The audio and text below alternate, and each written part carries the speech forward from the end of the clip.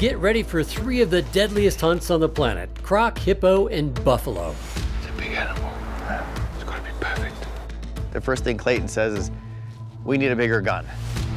As one hunter embarks on a quest for Africa's dangerous game. I asked the cameraman if he could hear my heart thumping because it was danger close. Action, danger, and adrenaline. Brace for impact on this Sporting Classics.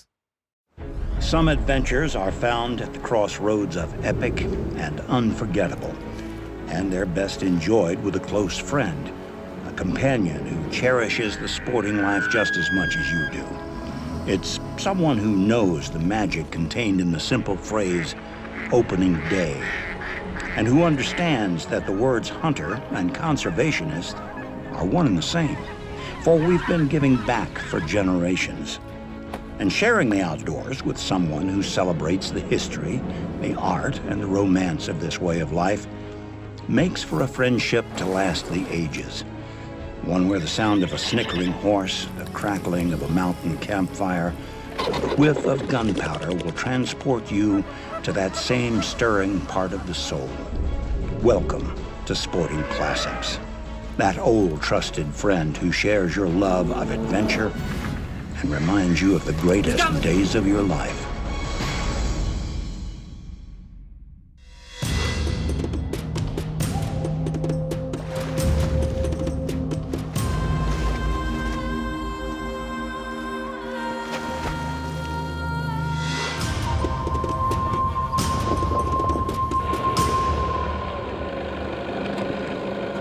One of the clients, Steve Hicks, wanted to shoot a really big crocodile. We found one for him that was causing a little bit of a problem. We saw pictures of the crocs as a male and a female, weeks before we got here, so we knew what we were after. There's only 2 crocodiles, that was it, and we were after the male. There's a bit of a bank on the other side of the river, and he comes out and he lays there to bask in the sun. It's on a farm, and you've got farm workers all over, and people are down at the river all the time. They don't want crocodiles there. They eat people here. We cleared a path in the bush all the way to where we were going to shoot from, which was on a flat rock. And then we'll sneak in here later when it's warm, and hopefully he's lying there, and then we can get a shot. You can definitely see where he's been laying up. Yeah. And then the plan was to come back later in the morning when it got warm, and then hopefully the crocodile was laying on the bank getting some sun, as cold-blooded animals do. My good friend Steve Hicks came to South Africa in pursuit of dangerous game, especially one gigantic crocodile that was causing problems for outfitter Clayton Commons of Mbende Safaris. Steve also had Cape buffalo and hippo on his safari wish list, but he was here for experience, not to check off items on a menu. The magic of hunting in Africa is you never really know what you'll find. There's an unmatched variety of game, and you need to be ready for whatever opportunity might present itself. Steve Hicks is just a great dude. He's a really fun guy, smart guy, funny, and a great hunter. He's an excellent shot. He just knows the game. He's done a lot of hunting around the world. And he wanted to come over and be a part of this, and he wanted to hunt crocodile and hippo. I've been to Africa half dozen times doing safaris. I've actually never done anything related to water. The hippo, the croc, it's the first time for me, so I thought it would be very interesting. I thought it'd be interesting how this all works out. Yeah, it worked out perfectly. We found him on the first morning. Croc shows up just where it was supposed to be, on time, on everything. I thought, man, this is perfect. It's a big animal. And then the first thing Clayton says is, we need a bigger gun. That's the first thing he said. We ran back to the truck, got a bigger rifle. 600 kilo. It literally seemed like it was 3 or 4 feet across the back. It was enormous. 12 years ago, I was in Steve's position, setting aim on a prehistoric monster of a crocodile. And as big as they are, the target you need to hit is only about the size of a golf ball. If you miss, it could spell disaster. Okay, reload.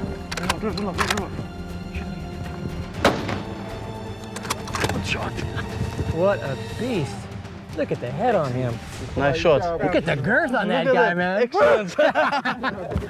Fortunately, my croc was anchored on the shot, which is critical when hunting these beasts near water. Even after a fatal blow, their prehistoric nerve bundle of a brain can kick in and send them underwater in those final moments. Even a perfect shot doesn't give any guarantees when croc hunting. That's a big animal. It's got to be perfect. All we had to do then was wait for him to show us his head so we could shoot him. He's moving. So he started to move and he came forward. And when he came forward, he stopped. Get ready.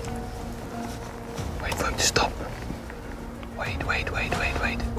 And when he came forward, he stopped perfectly so we could get time so Steve could make a shot.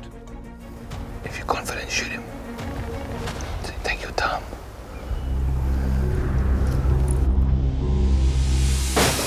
Again, quickly shoot him. Again, shoot him again. Wait. Don't shoot his skull. Shoot him. Shoot him again, quickly. We put 3 shots in him, and I thought we put all the shots in the right place, and with his back legs, he propelled himself into the water like in seconds. Okay.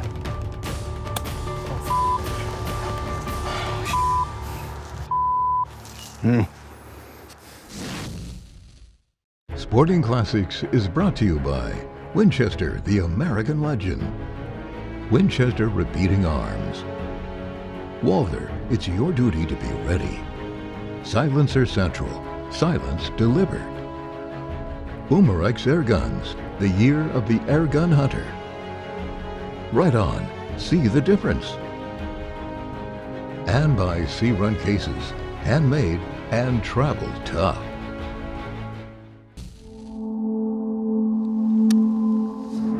So Steve's first shot was very, very good. It looked like his spine was broken, thrashing his tail around, which they normally do. He shot a second shot. When he shot that second shot, for some reason, the crocodile started to move. We shot it the third time.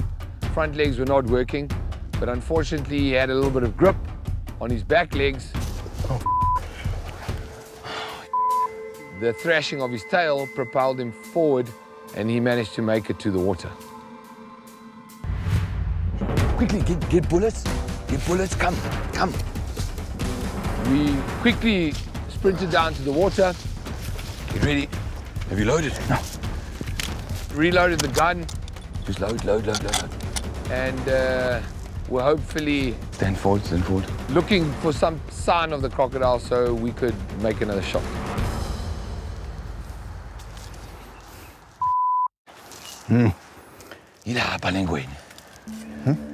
He's there.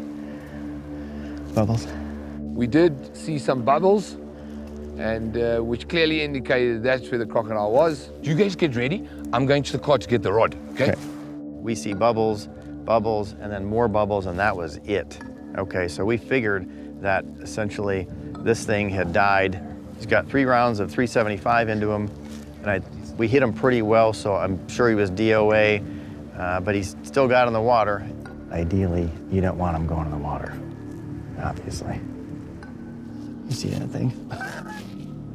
What a beast.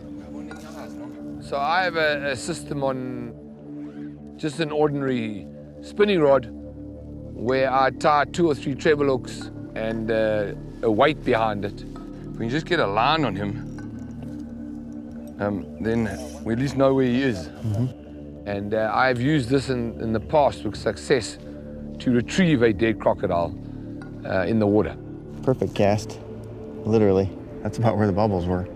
So basically you want to cast it over the area and then hopefully you can snag him and then bring him up or get a rope around him and then bring him up. Who knows? It could be a log, it could be whatever. We're gonna have to wait for the boat and then I can go out and try and get it undone. We then went and got a boat. Welcome to Africa. If the tracker shows up, he's got this little inflatable Zodiac boat. I think it's maybe 8 feet long, tops, with a little hand pump. You could have a job as a fishing guide in Alaska, Robert. We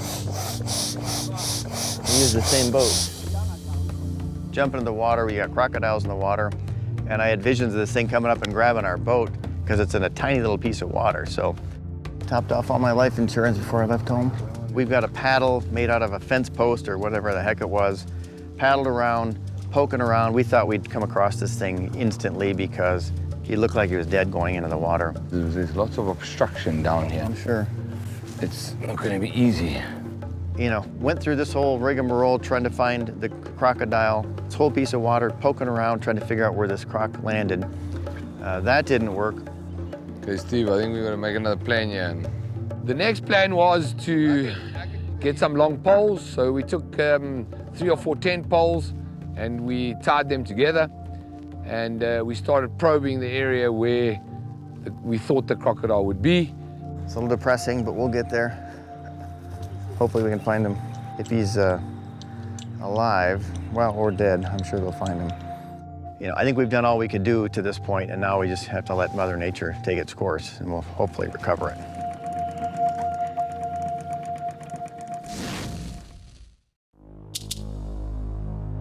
I'm just sharpening up this travel hook that we made. If it does touch the crocodile, it's going to bite. We're pretty confident we'll get it today. This morning, we're over at the encampment picking up poles, fishing rods, whatever we can to try to recover this animal. We definitely think it's probably on the bottom, most likely dead, and I guess we'll sort it out soon enough. So, I don't know, we're praying for it and we'll see what happens. Here we are again. Believe me, I've lost about 8.5 hours sleep thinking about this last night and playing it over in my mind. I just didn't think I messed up. You know, you got to trust your shot, your gun, your training, your instinct, and I guess most importantly, trust yourself. We were hoping that he would wash up onto one of the sides and we would find him dead or belly up. So that's why we spent a lot of time and a few days looking for the crocodile. We were very optimistic we would find him every time we went back there. No luck. I don't know, the pool's quite deep. So, yeah, we're going to give it a break now and then regroup and see what else we're going to do.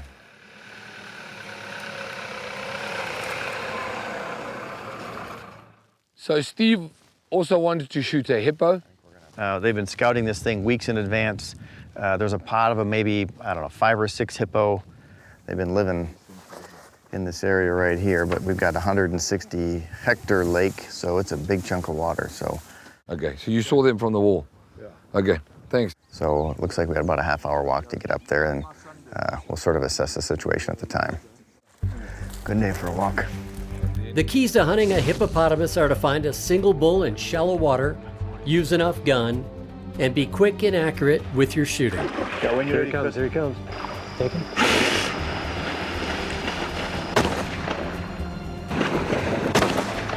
Okay, reload, press my forward. You left, hit him again.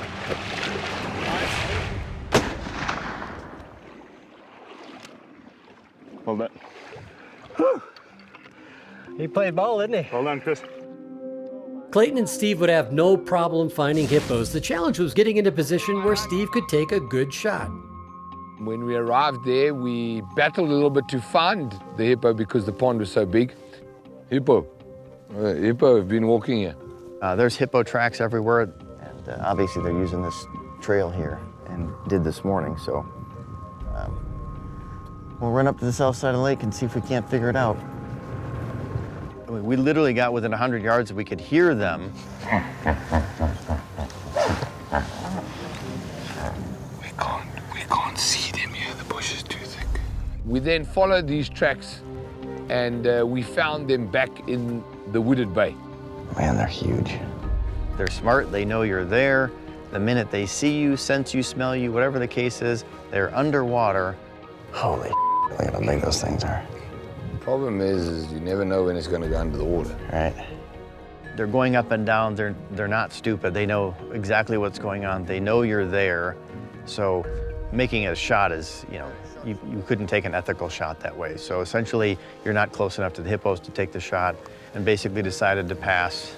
They've outsmarted us, no question. We just decided to move on, go back closer to camp and try buffalo hunting.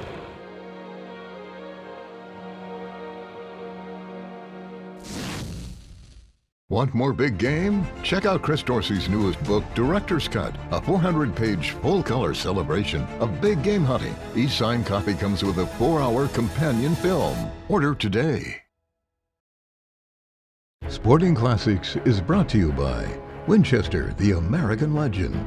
Winchester Repeating Arms. Walther, it's your duty to be ready. Silencer Central. Silence delivered. Boomerex Air Guns. The year of the air gun hunter. Negrini Cases. Ultralight, ultra strong. The pinnacle of Italian design and technology.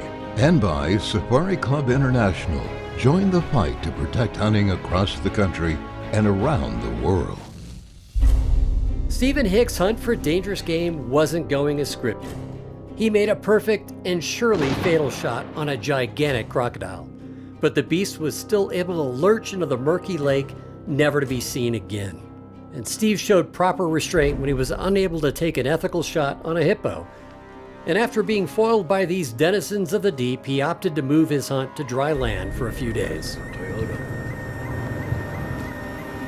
So when we were not successful with the hippo, Steve decided that he would take a buffalo.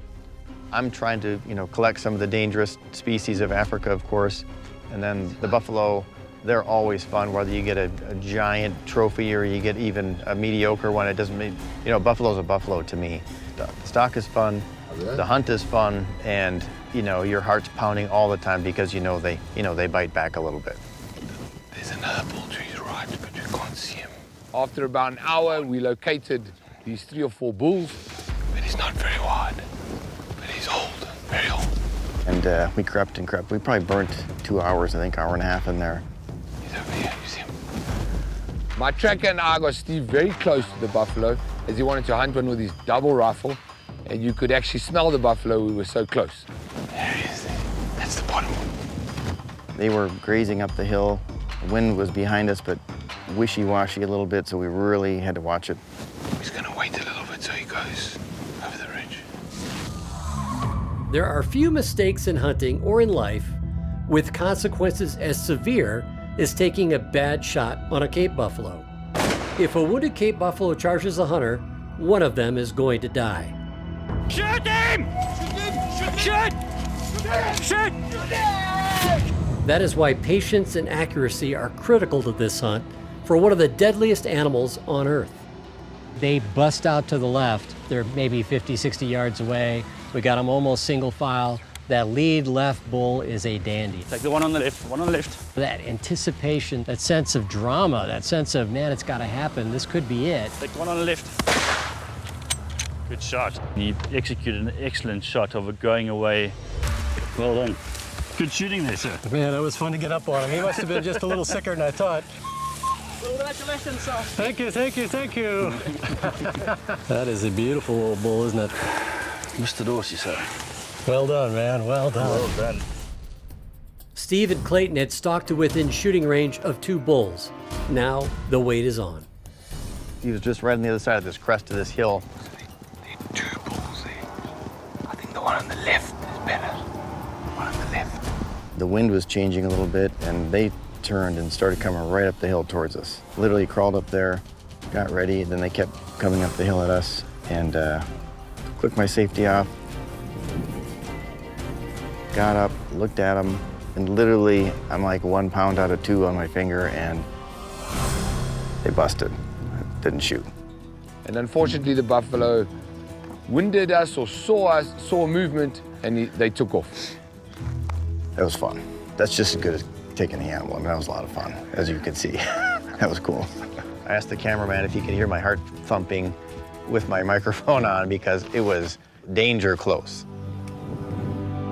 It's called hunting, not shooting, and the thrill of the hunt can vibrate through you as predatory genes awaken without ever even pulling the trigger. Steve was living through a roller coaster of highs and lows on this trip, but like any responsible hunter, the loss of a wounded croc continued to haunt him. Literally, we have spent days looking for this dang crocodile. He's MIA. We have no idea where he is. We definitely thought he was dead. So that's why we spent so much time looking for him, because we were all convinced he was dead. Literally, that crocodile is the first animal in 40 years I've not recovered. So that's a first for me, which is kind of a shame, but you know, I guess it happens to not everyone, but it happens to certain people, I guess, especially this crocodile hunting. That is difficult, so I can't wait to come back and do that again.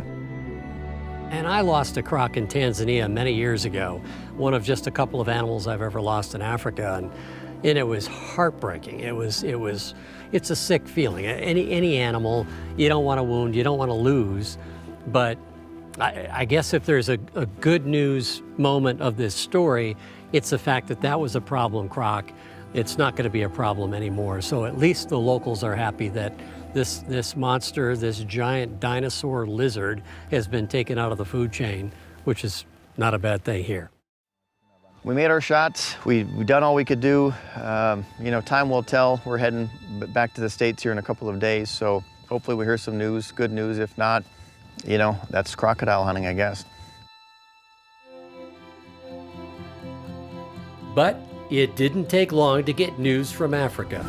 Sure enough, days after returning to Bray's Island in South Carolina, Steve heard from Clayton that the croc had been found. All 14 feet and 1,300 pounds of him. Steve's hunt didn't go exactly as planned, but it was nevertheless a success. And the decisions not to shoot, to be an ethical hunter, those are successes in their own right. The pure experience of hunting is not about mounting a trophy on your wall. It is about visiting foreign lands, giving back, making new friends, experiencing a different way of life, and moving to a different rhythm. And submersing yourself in the thrill of the moment. And when you emerge from the experience and return to the surface of our normal way of life back home, the memory of an unforgettably thrilling hunt will be the most cherished trophy of all.